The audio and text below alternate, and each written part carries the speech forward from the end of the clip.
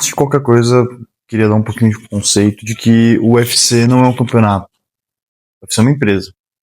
E a empresa, ela busca resultado financeiro, exposição da marca, né, adquirir share de mercado ali. A empresa tem objetivos além do mérito esportivo.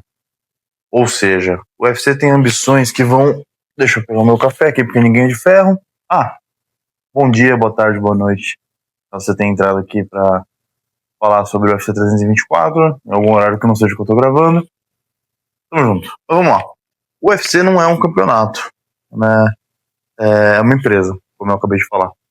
E o mérito esportivo não é o que mais importa. Ou seja, nem todo o tempo e na boa parte do tempo isso não vai acontecer, mas não é todo o tempo que o melhor vai lutar com o melhor. E por que eu tô dando esse disclaimer aqui pra vocês? Por que é importante a gente falar disso? O UFC, ele foca muito no storytelling, né? O storytelling é muito mais importante pro UFC do que colocar o melhor para lutar com o melhor. Storytelling pro UFC, contar história, construir prospectos, construir pessoas, construir lutadores é mais importante para a companhia do que, de fato, ter a certeza de que os melhores vão lutar entre si e a gente vai ter o absoluto melhor como campeão. Às vezes, pro UFC, o campeão nem é o lutador mais importante, nem é o lutador mais valioso do plantel. Então, com isso, eu queria dar um pouquinho de contexto do que é o UFC. O UFC, ele tá numa fase agora de... O UFC já domina o mercado, a gente pode falar um vídeo especificamente sobre isso, mas o UFC já domina o mercado de MMA, e agora o UFC tá numa fase de tapar buracos. Que é conseguir capilaridade em regiões onde o UFC não é a potência hegemônica quando a gente fala de MMA. É como se fosse um jogo de war mesmo. O UFC tem que atingir certos públicos, atingir certas regiões. E para fazer isso, o UFC precisa de atletas nesses lugares. De atletas que vêm desses lugares que o UFC quer atingir, para de fato chamar o público e fazer o público se interessar por aquilo. O UFC joga o War, né? Tendo isso em vista, o UFC monta o roster ali, o plantel deles, com uma estratégia muito clara de fato, hegemonia do entretenimento, quando se fala em luta. E isso vai além do mérito esportivo. E quando a gente coloca as regiões do mundo como se fosse um tabuleiro de war, é muito claro que o UFC está querendo atacar um lugar em específico. Europa. E por quê? O UFC não é tão hegemônico na Europa como ele é no resto do mundo. Porque na Europa, os campeonatos locais, Cage Warriors, KSW, os campeonatos locais, eles têm muito mais identificação com o público, com o lutador local, mesmo pagando menos, embora ainda pagando bem, do que o UFC. O UFC quer quebrar isso. Contratando de fato Perry Pimblett da vida, Tom Aspinall da vida, esses lutadores, colocando eles no UFC e construindo esses caras para que eles se tornem lendas e se tornem campeões. E é por isso que a gente viu essa luta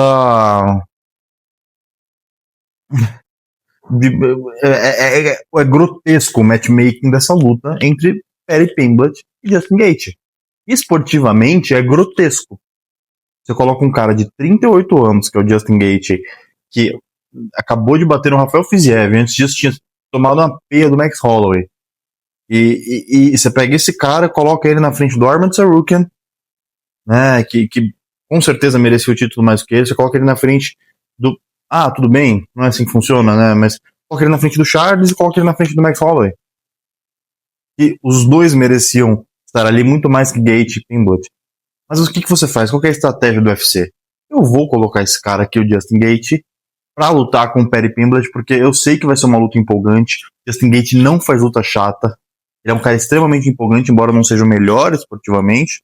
E o Perry Pimblett é o inglês, que tá no mercado que eu preciso atingir, que tá no mercado que eu preciso desenvolver.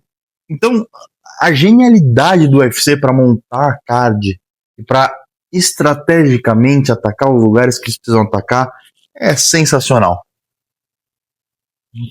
Incrível, o UFC dá aula nisso, e é isso que as demais companhias de luta não conseguem entender. Melhor quanto melhor é legal, mas não é tudo, né? Não é o que vende, não é o que faz a companhia ser de fato o que ela é. Não falando nisso, vamos lá. O UFC 324, primeiro card do ano, primeiro card do Paramount, e olha, é um pouco agridoce a sensação que eu tive assistindo, porque o UFC continua sendo o UFC, as lutas continuam entregando como elas sempre entregaram. Foi um bom card, apesar de muitas lutas terem caído, a luta da Amanda com a Kayla ter caído, que eu tava muito ansioso pra assistir. Foi um bom card, mas, cara, a Paramount acho que deixou a peteca cair, obviamente é o primeiro, mas, cara, muito anúncio. Que grotesco.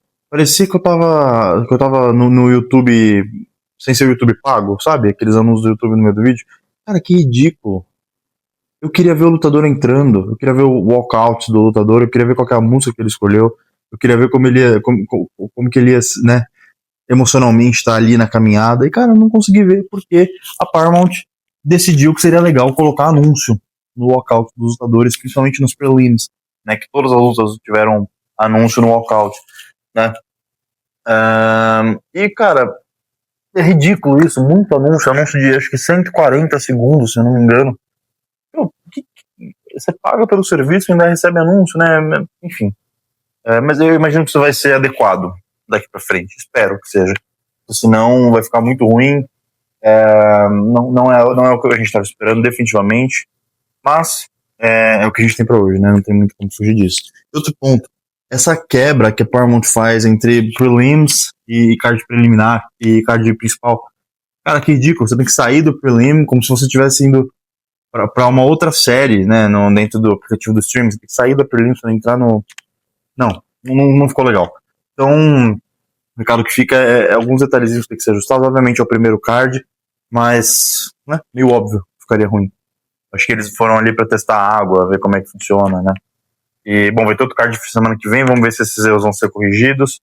Fora isso, qualidade da transmissão, ok, não tive nenhuma queda de sinal, nenhuma falha, nada, inclusive muito melhor que o UFC Fight Pass, que sempre quebrava, né, vira e mexe tinha que sair, fechar e voltar. Então, nesse sentido, o Paramount mandou muito bem. E o card foi bom, o card foi legal.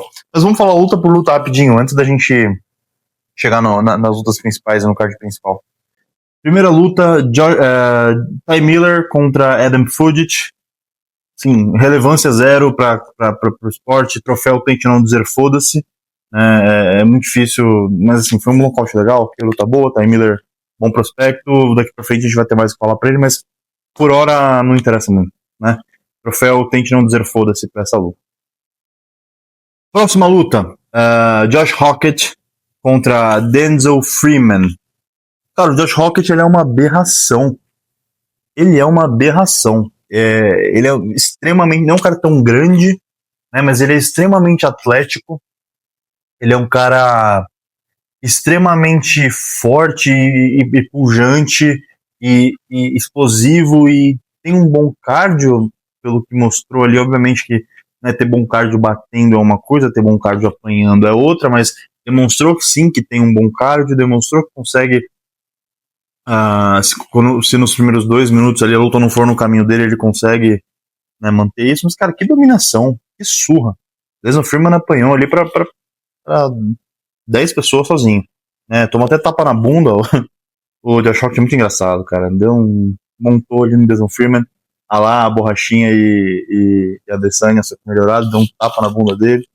E, bom, entretenimento, né? O cara entendeu como é que o jogo é feito, depois termina lá, fala umas gracinhas, vai em entrevista, fala mais gracinha ainda. O cara entendeu como é que o jogo é jogado, o cara entendeu como é que a salsicha é feita e vai ganhar dinheiro. E isso, aliado com a entrega esportiva, com vitórias, é receita para ter bons resultados, para certo no UFC.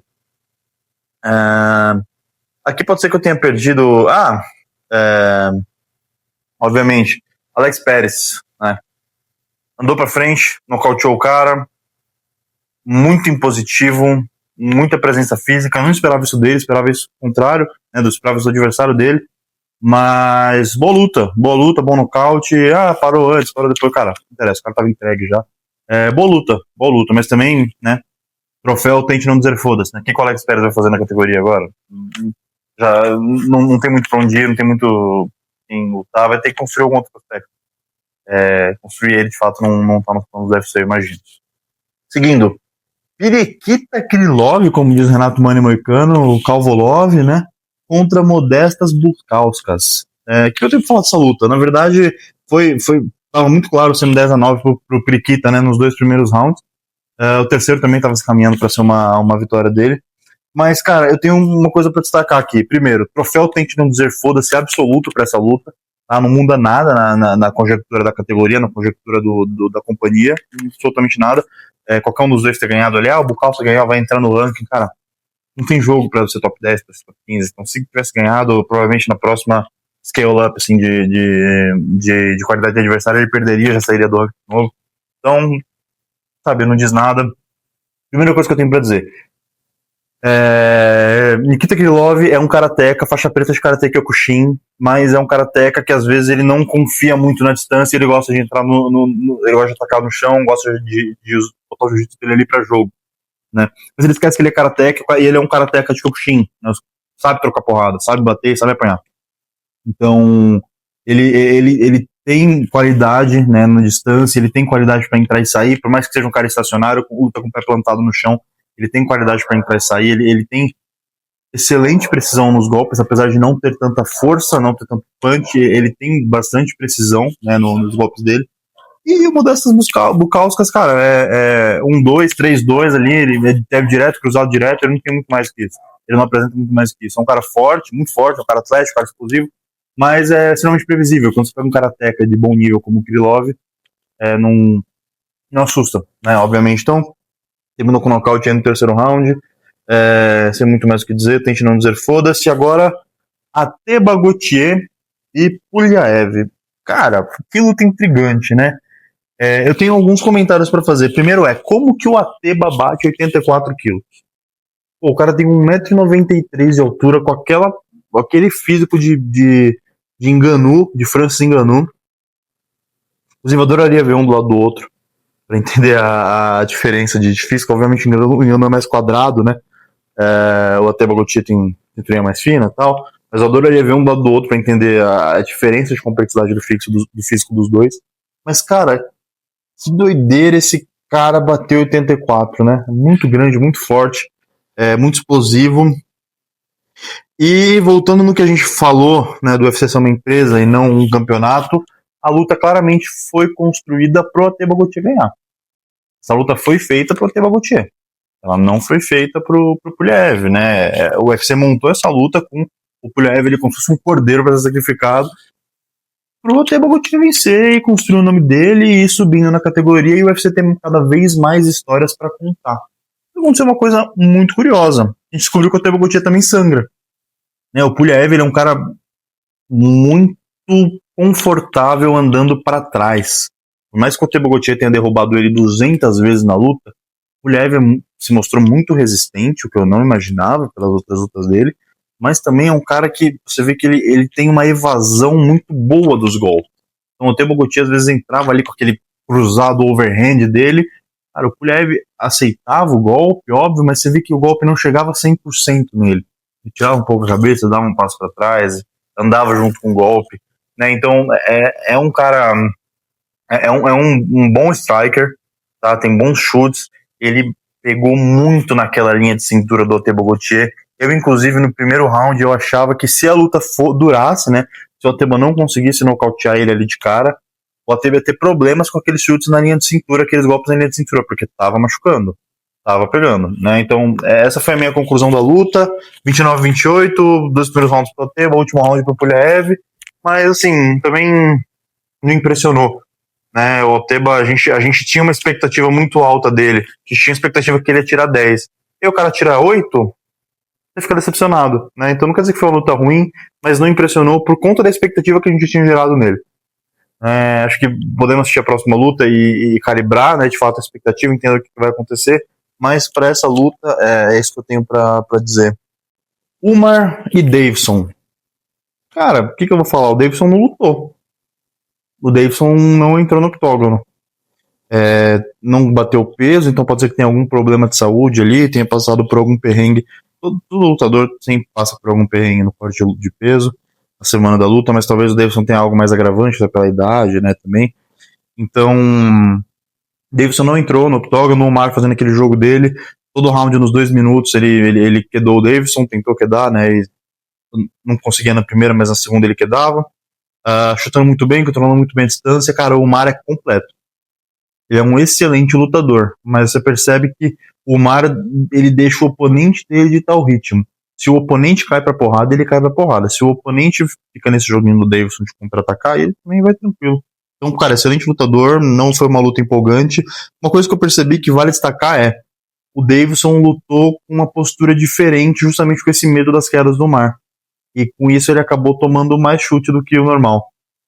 O Davidson normalmente tem aquela base de karatê, aquela base bem para trás, né? Bem na perna de trás, e a guarda um pouquinho baixa, aqui na postura do cavaleiro, né? No karatê. A guarda aqui na altura do peito e peso todo na perna de trás. Pode ver que nessa luta o Davidson ele lutou com a guarda um pouquinho mais fechada e mais arqueado, né? Porque para ter mais agilidade para defender as quedas quando o Omar entrasse. Então, ajuste justo que o Davidson fez, mas o resto do plano de jogo não surtiu efeito. O Davidson não conseguiu atacar. Não conseguiu ser eficiente. Puta merda, agora sim. Gian contra Allen. Gian contra Arnold Allen. Cara, o que eu tenho pra dizer dessa luta? Primeiro ponto, que porra de tatuagem é aquela que o Arnold Allen mostrou no anúncio dos lutadores ali, quando o Bruce Buffer tava anunciando? Cara, que porra é aquela? Uma runa Vic? Alguém tem alguma noção do que seja aquilo? Vocês conseguiram entender? Eu claramente fiquei com dúvida ali, mas parecia uma runa viking, não entendi porque que ele fez aquilo. E, bom, como os dois mesmos falaram, né, foi uma... Eu não sei o que eu tô falando, são eles, claro, né, não mate o mensageiro, mas foi uma guerra de autistas ali, né, cada um em um aspecto diferente do autismo, né, o Jean o cara extremamente expansivo e grita e chora e corre, pula e late, e o Arnold Allen completamente introspectivo e calmo, né? Mas foi uma guerra de estilos de autismo ali, e a gente viu qual é a melhor base de autismo pro MMA com base nessa luta, que claramente é o autismo expansivo do Jean Silva. Mas eu tenho uma coisa muito intrigante para falar. O primeiro round me chamou muita atenção, porque o Jean é um cara, a gente já viu algumas vezes ele, o time da Fighting Nerds falando, cara, se precisar dar esse round pro cara errar, dá o round pro cara errar. Se precisar perder um round, perde um round. A gente já viu algumas vezes eles falando isso. E pra mim ficou claro que o Jean deu esse primeiro round pro Arnold Allen. Ele não atacou, ele deixou o Arnold Allen se impor, deixou o Arnold Allen acertar bons golpes. O Arnold Allen tem golpes retos muito bons, né? Tem uma combinação de 1-2 muito boa. Os golpes dele com a mão de trás, né, com a mão esquerda, são muito potentes, muito precisos. O Arnold Allen conseguiu manter a distância e entrar com os golpes bem fortes. Chutes muito bons também. O Jean tem aquela esquiva dele, né, de engraçado, cara, como ele defende chute, ele abaixa a guarda e dá um passo para trás. Mas bom, é o estilo do cara, né? Incrível, cara, incrível. Mas a impressão que eu tinha, que eu tive nessa luta, e o que me intriga é o Jean é tão bom, ele é tão ciente do que tá acontecendo, ele entende tanto do jogo, ele entende tanto do controle de distância, ele entende tanto da luta em pé, que eu tenho a impressão que até quando ele tá perdendo porque ele quer. Até quando ele tá perdendo, até quando ele tá tomando um atraso na luta, que foi o caso do primeiro round, eu tô sob controle. Eu não sei se alguém mais tem essa impressão, mas, cara, me intriga muito esse estilo de luta do Jean. Porque é uma loucura isso, não faz sentido. Não faz sentido pensar que o cara tá perdendo um round, mas ele tá perdendo porque ele quer. É loucura. Eu não sei, eu tenho essa impressão, tá? Eu tenho essa impressão de que mesmo perdendo o primeiro round, teve tudo sob controle ali, então, por conta da presença dele de octógono e do conhecimento da movimentação dele, eu não sei por que isso acontece, eu preciso realmente assistir de novo as lutas dele pra entender. Mas primeiro round 19 Allen, segundo round 19 Jean, já entrando de queda, confundindo ali o Arnold Allen, misturando as coisas, muito eficiente, né, o Jean nesse segundo round, bate muito pesado, cara, o Jean bate muito pesado, mostrou que aguenta porrada, E uma coisa que eu fiquei puto nesse round, cara, como é que você coloca Edge, como é que você coloca anúncio no intervalo do corner, cara? Porra, a gente gosta de assistir ali o técnico fazendo ajuste pro lutador, é uma das coisas mais legais que tem na luta. Como é que esse filho da puta coloca um anúncio, cara? Porra, anúncio de 1 minuto, que é literalmente o tempo do corner. Ah, cara, tá de brincadeira. Acho que quebra completamente o que a gente espera do UFC, cara. Quebra completamente o entretenimento que o UFC traz. É legal você ver o corner falando ali com o cara. Porra, legal pra caramba. E na luta do Davidson com o Mar, o corner vira pra ele e fala: ah, tá 1-1 no segundo round, que a gente conseguiu ver, não teve anúncio. Cacete, tava tomando a peia, perdeu os 2 rounds, perdeu o terceiro também. Sabe, é legal ver isso, mas, cara, anúncio ali não faz sentido, não achei legal. E no terceiro round, obviamente, o Jean coloca muito dano no Arnold Allen, né? Ele bate muito no Arnold Allen, ele apanha um pouco também no caminho, nas entradas dele, mas o Jean é impressionante a luta desse cara em pé. Ele tem uma facilidade para trabalhar à distância. Porra, surfou no malandro, né? O que eu vou falar? Vou colocar aqui ou aqui, em algum lugar, ou aqui na minha cara, aqui na frente. Porra, surfou no malandro, cara. O que tem pra falar? Né, derrubou o cara ali, entrou no quatro apoios ali, na hora que ele fingiu que foi pegar as costas, ou não entendi o que o Jean quis fazer muito bem ali, cara. O Arnold Allen embicou a bunda pra levantar, né, de quatro apoios, o Jean surfou nele, cara. Todo aquele pulinho no final, porra, sensacional, cara. Sensacional, é entretenimento puro, por isso que eu te falo. Vai além do scorecard do juiz. O UFC vai além, né, de você vencer a luta. Você precisa entregar o entretenimento. E o Jean entendeu isso. O Jean, todos os caras da Fighting Nerds, mas todos os lutadores entenderam que vai além do entretenimento, vai além da luta, vai além do resultado esportivo. É entretenimento também. Natália Silva e Rose Carequinha. Cara, Natália genial na distância. Ela luta sambando, né? Vocês perceberam, mas o quadril dela tá sempre mexendo, ela tá sempre abrindo o pé pros dois lados, pra adversária nunca saber de onde tá, se tá vindo um chute, da onde, de qual perna, por dentro, por fora. Ela é incrível fazendo isso, enganando as adversárias. E, cara, a gente acha que a Rose ganhou a luta, o Moicano, inclusive, eu vi o vídeo dele. Eu discordo, pra mim foi a vitória clara da Natália, 29-28 ali. Claro, tá, controlou bem ali, bastante dano, boas combinações de boxe quando a Rose entrava e se expunha demais. Boa luta. Natália pediu a campeã, acho que não tem mais ninguém pra lutar além dela, né? Tem que ser ela. Lewis e Waldo, porra, luta estranha, cara. Luta estranha. Eu sei que o golpe que eu nocautei é aquele que você não vê vindo, né? Que você não vê chegando, mas, porra, luta estranha. Vamos olhar aí. Parece que foi vendida. Supostamente parece que foi vendida. Luta estranha. Muito estranha. Muito estranha. Não sei. O Luiz, obviamente, sem preparo. É o retrato do peso pesado aquilo ali, né? O cara lutou um round esbaforido, porra. O cara tá profissional. O cara não pode. Isso não. Eu acho inaceitável. Mas beleza, o Aldo ganhou. Não vai sair muito do lugar ali na categoria. Pegou um cara que tava vindo atrás do ranking. Vamos ver. Próxima luta. Pediu Curtis Blades. Boa luta. Vamos ver. O Aldo muito bom. Jabs muito bom. Muito afiado. Boa luta com Curtis Blades. Espero que aconteça. Sugar Sean O'Malley e Song Yudong. Cara, o Sean O'Malley não é o mesmo. Não é o mesmo. Tudo bem que o Sean Yudong o Song Yudong é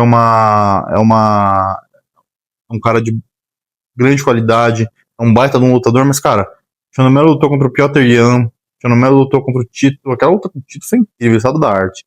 Né? A própria luta dele contra o Aljo também. Cara, o Sean O'Malley eu tenho a impressão que a velocidade dele não estava no lugar. Tudo bem que o Song Yudong também é extremamente ágil e rápido, mas o O'Malley sempre se destacou. O O'Malley bate muito forte, ele consegue nocautear com um golpe só. Sim, mas não é porque ele bate forte. É porque ele bate rápido, ele é um cara ágil, ele entra e sai sem você ver. E ele te acerta quando você não tá esperando o golpe. Então ele te acerta no meio da sua projeção. Pode ver a luta com o Aljo. Ele andando para trás, o Aljo no meio da sequência, o Aljo parece que percebe, dei um passo a mais aqui. E o O'Malley acha ele. Né? O Song Yadong deu diversas oportunidades, que eu tenho certeza que aquele Sean O'Malley que lutou contra o Aljo, ou aquele Sean O'Malley que lutou contra o Tito, não deixaria passar. Tenho certeza absoluta que não deixaria passar. Cara, o que vamos fazer? Né, o O'Malley não é mais o mesmo, ele não tem mais a mesma velocidade que ele tinha antes. Pode ser que tenha acontecido alguma coisa nessa luta, no camp, não sei, mas o O'Malley que a gente viu lutando, o Sugar Sean que a gente viu lutando ontem, não é o Sugar que lutou contra o Tito Vera na segunda luta. Não é o cara que lutou contra o Aljo, circulando, movimentando, e pá, pum, e circulando, movimentando, e jab, jab, jab direto, circulando, movimentando, jab, joelhada. Não é esse cara. Tá? Não foi estranho, não sei o que aconteceu. Fez o suficiente para ganhar, sim, achei que ele ganhou, sem contradição aqui, mas luta estranha. E agora, porra, Perry Pimblett e Justin Gate, cara, que briga de boteco. Briga de boteco, lutaça. Lutaça. Dois malucos trocando porrada. Perry Pimblett apanhou muito, saiu todo fudido da luta, apanhou a luta inteira, mostrou muita resiliência, mostrou que realmente aguenta tomar porrada. Mas, cara, quando tentou derrubar o Justin Gate, não conseguiu. Foi muito parecida com a questão do Bilal Mohamed com o Jack Della Madalena. Todo mundo fala, o Bilal não tentou derrubar o Jack, o Bilal não tentou entrar em queda. Entrou, o Jack defendeu. O Jack defendeu muito bem as quedas. O Bilal tentou. Aqui não tentou, ele tentou. E ontem, com o Perry Pimblett foi a mesma coisa. Nos últimos 2 rounds ele tentou quedar. E tentou bastante. Mas o Justin Gate defendeu. Porque o wrestling do Perry não é ainda o wrestling como o do Tsarukian, por exemplo, que consegue escolher onde a luta vai acontecer. O Justin Gate é wrestler de D1, né? Ele tem muita qualidade ali para defender queda. Ele só não usa, mas ele tem muita qualidade para defender queda. Realmente, o único cara que derrubou o Justin Gate e controlou ele no chão foi o Khabib. Então, diz muito, né? E, cara, lutaça. Porradaria franca. Justin Gate com aqueles cruzados abertos dele, o Perry é a mesma coisa, só cruzadão aberto, e cruzado direto, e cruzado overhand, e Justin Gate, o Perry leu isso muito bem no primeiro round. Justin Gate, ele abaixava para entrar com aquele overhand, quando ele abaixava para entrar com overhand, o Perry vinha com upper, então foi uma luta muito boa. Uma luta muito empolgante, né? E uma luta pro entretenimento, assim, esquece, foi o que eu falei no começo do vídeo, esquece mérito esportivo, é entretenimento. Entregou entretenimento. Salvou o card. As últimas, sei lá, 3 lutas do card principal, tirando a luta do Jean, que foi excelente, mas também não foi o que a gente esperava, né? Esperava o Jean nocauteando e latindo na cara dele. Tirando aquela luta, as outras todas foram lutas mais ou menos. E, cara, sei lá, entretenimento. O UFC quer isso e conseguiu entregar. Conseguiu entretenimento. Conseguiu o que eles queriam. Né? Mas eu acho que o mérito esportivo está oficialmente nessa era Paramount em segundo plano. Oficialmente em segundo plano. Então, saber jogar o jogo agora e vamos ver o que espera, né? Se vai ser Justin contra Ilya, Justin contra o Arman, defendendo o interino, que eu acho ridículo, né? Ou se a gente vai ter vencedor de Charles e Holloway contra o Arman, ou vencedor de Charles e Holloway contra o Ilya, contra o Gate para defender o interino, ou enfim. Não sei o que vai acontecer com a categoria agora, mas tem boas lutas para acontecer. E vamos esperar. Eu espero genuinamente que o Justin Gate lute contra o Topuria, uma surra do Topuria, e aí finalmente a gente consegue ver ou Topuria e Ilya, ou Topuria e Arman, Tsarukian, ou Topuria contra Islam, que seria uma puta de uma luta, mas não sei como essa luta funciona no 77. Me intriga um pouquinho isso aí. Tá? Mas esse foi o primeiro card do ano. Esse foi o primeiro card do UFC na Paramount, o UFC 324. Foi um bom card, nota 8. Acho que foi um card legal, foi um card conseguiu me entreter, conseguiu me divertir ali, e foi um card bom. É isso aí. Ossa! Valeu, galera. Até semana que vem.